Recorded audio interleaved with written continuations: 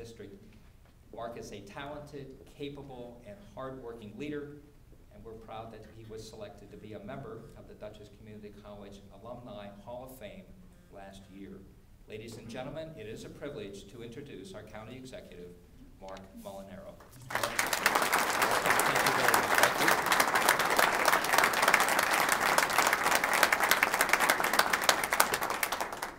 Having spent 12 years as a mayor, in every introduction beginning with Mark was the youngest mayor in the history of all mankind, I thought that by being elected county executive I would have shed that moniker, but no, apparently I am also the youngest county executive in Dutchess County history. So as David was saying, Mark has a long history of, I kind of whispered of being young. I have a long history of being young.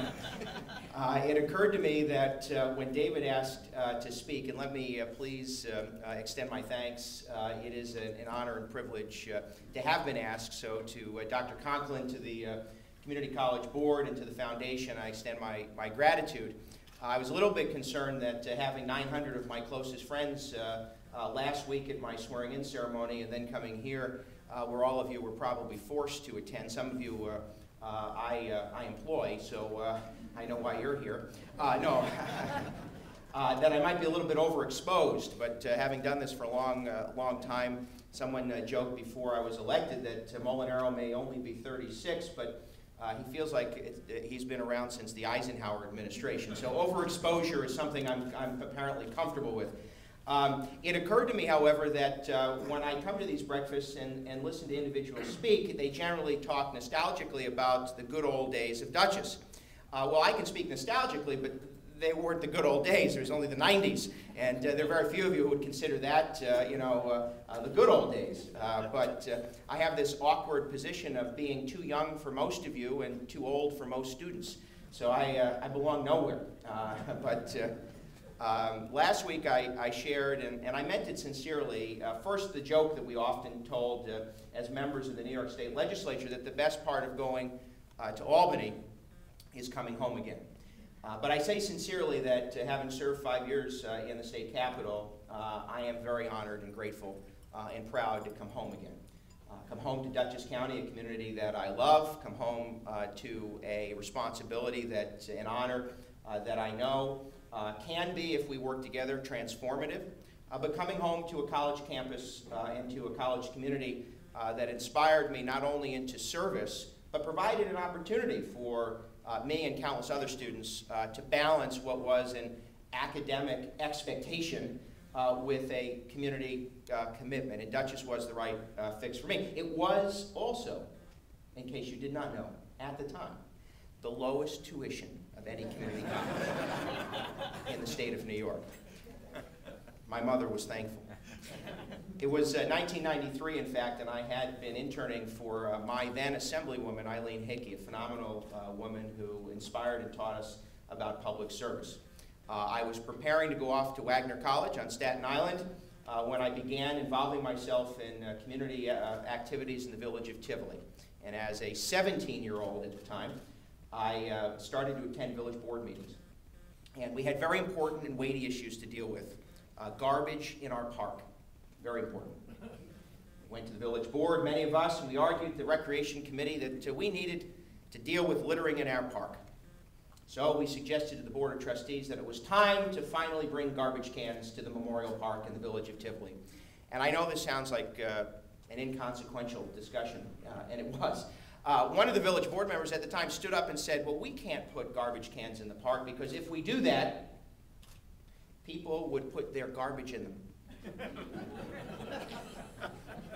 Now, I know that they were thinking that Wayne Nussbickle would clean out the shop and carry all this stuff up to the park and we'd be stuck with it. But I thought at that very moment that if this person could run for office, get elected, and make decisions for me, clearly I could do the same. Intelligence was not a prerequisite to holding elected office. So I ran home and I said to my mother, Mom, I've got a great idea. I'm going to run for the Village Board of Trustees. And you know the very first thing out of her mouth was? Well, if you run for the Village Board of Trustees and win, because my mother was obviously convinced I was going to be successful. And if you win, you're going to Dutchess. Now, I think part of her was thrilled because it was the lowest tuition and a lot less than Wagner College on Staten Island. But imagine that. The very first thing out of her mouth, you're going to Dutchess. Served 1 year on the Village Board of Trustees as a student here at Dutchess Community College, inspired, again, not only to serve but to learn. I ran home and said to my mother, the mayor is retiring after 20 years of service, and he's asked me to run for mayor. I said, would you let me run for mayor? She said, you can run for mayor, but you are going to graduate from Dutchess. Again, to many of you, I think actually based on the election results from November, about 60% of you were satisfied that I graduated from Dutchess and stayed in the community. To those who weren't as satisfied, I will tell you still that graduating from Dutchess was a success that took many, many years, but something that I was very happy with. And the reason I mention it is because, again, we know the benefits of Dutchess Community College. You all know the benefits of Dutchess Community College. I stand before you now as the chief executive of this county. I understand its role, its importance in job creation, in job training, in preparing young people for entering the workforce or moving on to a 4-year university or college, or perhaps those seniors who wish to come back and re-enter academia, if you will. We understand its importance. I understand its role in economic growth, in providing opportunity. You are a leader in ensuring that our county is as great as it is. We understand all that.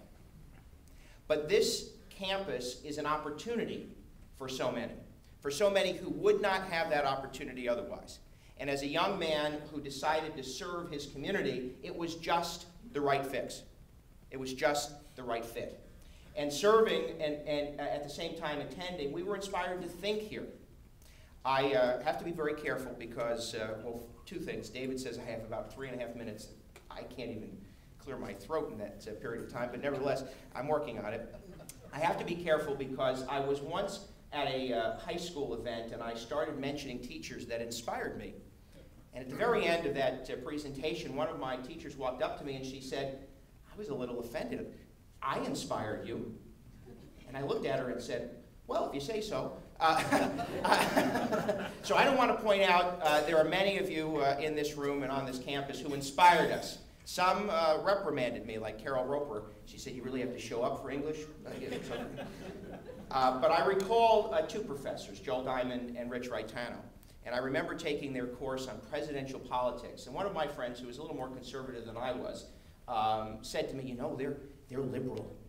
I said, oh, shocking. I never would have expected that. I said, what's your point? Well, you know, I don't know if I want them to tell me about politics.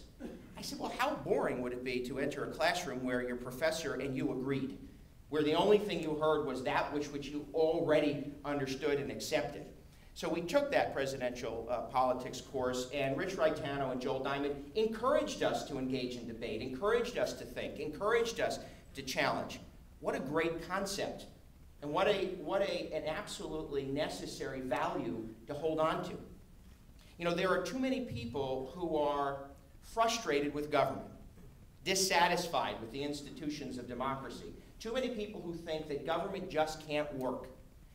I would suggest to you that one of the reasons that we're stuck in this paralysis is because we've stopped challenging people to think, that we get comfortable with our perspective and don't entertain anyone that might disagree with us, that we dismiss those with whom we disagree. Well, this campus inspires and encourages people to be creative, to open their minds. I took a modern American literature course.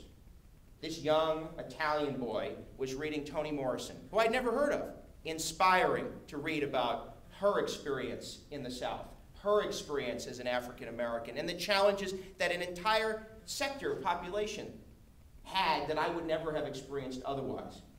We have to think. So we have to be creative. We have to challenge ourselves. So whether it's a piece of artwork that strikes a nerve, or some course that strikes a chord, someone you agree with, someone you disagree with, this campus inspired me, as it inspires countless Dutchess County citizens and those who may come to our county to come to this school because of its excellence. It inspires people to think. And as we confront the challenges that face this county, as we confront the challenges that face this community, let's not be afraid to be creative. Let's not forget the lesson that Dutchess Community College teaches all of us. Be creative, be innovative, and challenge ourselves to confront one another in a civil and respectful way, but always open to a new idea, because this is the place that not only changes students' lives, but if we embrace that concept, the very concept that this college inspires others to think about, we change the life of our community. Now, in closing, I want to recognize that the work that goes on in this county is not done by any single individual. And I have the good fortune of serving now in a singular job. But the responsibility is broad, and it requires all of us to pull together. So it's the academic community, it's this community, it's the boards, it's the volunteers, it's also those who serve in elected office. And I just want to note that we have many partners here, those who serve in the county legislature, my partners in the executive branch. I know that Brad Kendall and Bill Grady are here. I don't know if Jim Coughlin, our county comptroller, or Sheriff Anderson are here, but we all are required to give of ourselves, and there are countless municipal leaders as well. But before I close, I want to recognize those who work for Dutchess County, those who toil every day to make this community great. And in saying thank you to Dutchess Community College, I'd ask you to extend your thanks to the men and women who are here, who serve Dutchess County government and work every day to improve the character and quality of our community. So thank you, Dutchess, thank you, Mom, and thanks all of you for coming out this morning.